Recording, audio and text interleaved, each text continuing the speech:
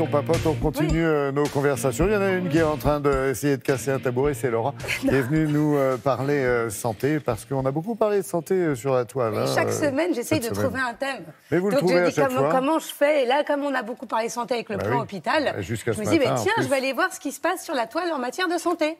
Voilà. Je vous emmène tout de suite. Ben oui. Nous partons. Allez. Direction les États-Unis. Et pourquoi les États-Unis? Parce que j'ai une bonne nouvelle pour vous.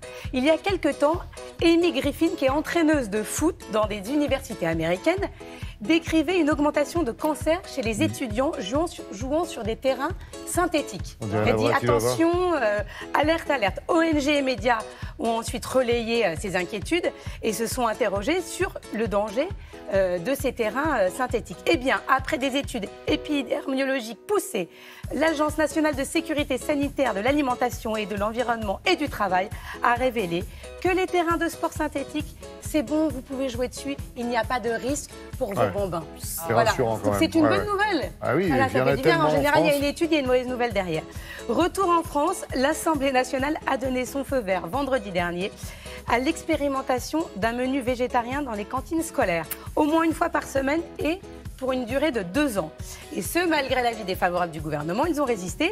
Une décision qui a le vent en poupe, puisque si on en croit le nombre croissant de végétariens, et ça, Olivia en parle très bien dans son livre.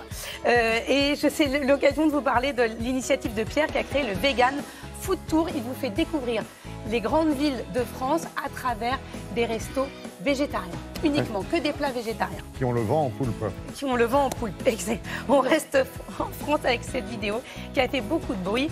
Celle de ce député communiste qui, fortement investi dans la défense de l'hôpital public, de ses personnels et de ses patients, il a produit un slam, il l'a produit, il n'a pas chanté, hein, pour communiquer sur le sujet et appeler à la mobilisation. Alors, après avoir entrepris avec ses collègues une sorte de tour de France des hôpitaux, il a raconté son expérience avec un slameur qui s'appelle Hugo Dess et je vous laisse l'écouter.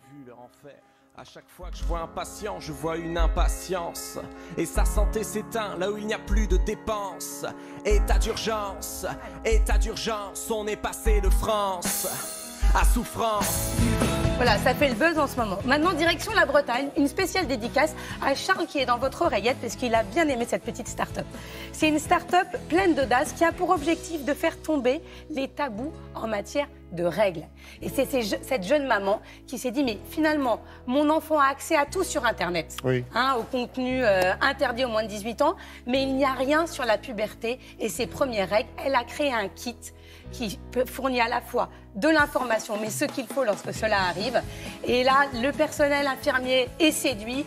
Toutes les assistantes sociales le veulent. Ça s'appelle Malouloute. Je trouve ça génial. C'est breton. Il y a déjà 10 000 kits qui ont été vendus. Et tout ça parce que les mamans et les papas ne parlent plus à leurs enfants. Ils ne parlent plus à leurs enfants. On ne trouve pas les mots et on ne les aide pas. Et on termine avec le compte Instagram de la semaine. Une femme en pleine santé qui a 93 ans. Il s'agit d'une grand-mère japonaise, regardez-la, elle s'appelle Demiko, elle est absolument géniale et c'est elle qui poste les photos et tous les jours qui prend des looks différents pour vous donner la pêche. Alors je ne sais pas quel est le secret de son régime, mais en tout cas elle a la pêche, des rides et ça fait du bien de voir des femmes de 93 ans avec des rides et en pleine forme. Oui, ça vous plaît, ça, Olivia. C'est celui que vous préférez, ça, en info. J'adore. Bon, elle ne peut plus lire Schnock, parce qu'elle a passé l'âge, mais à part ça... On peut peut-être demander une dérogation. Mais je crois que les deux ont apprécié le slam. Hein. Il était pas mal écrit. Hein. C'est bien écrit. Bien écrit. Il y avait quelque chose. Ah, ça va. J'aurai le droit de revenir la semaine prochaine. Et j'adore Malouloute. Malouloute. Ouais. Vive les mais Bretons. N'oubliez pas, c'est bien le net, c'est bien la toile. Mais les parents doivent parler aussi. Oui, mais là, justement...